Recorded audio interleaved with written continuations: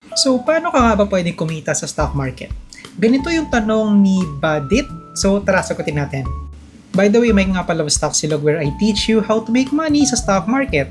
So, there are two ways kung paano ka pwedeng kumita dito. No? The first one is through dividends and the second one is through price appreciation or buying and selling.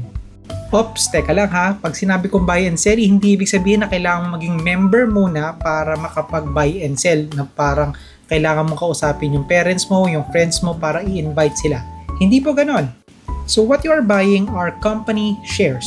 Companies like Jollibee, BDO, SM, Ayala, Security Bank, BPI at marami pang iba.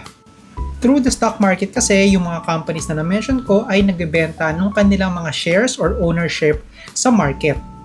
So kapag bumili ka ng shares ng company na yon, then you will become a part owner or shareholder. And as a shareholder, kapag nagbigay sila ng dividend, then you will also be eligible for that.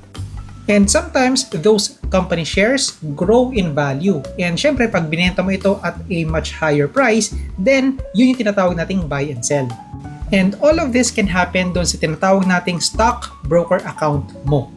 Which means kung gusto mo mag-invest, then you need to open a stock broker account. That's it. Kung may question pa, comment down below. Huwag kalimutang i-share yung video na to at i-follow ako.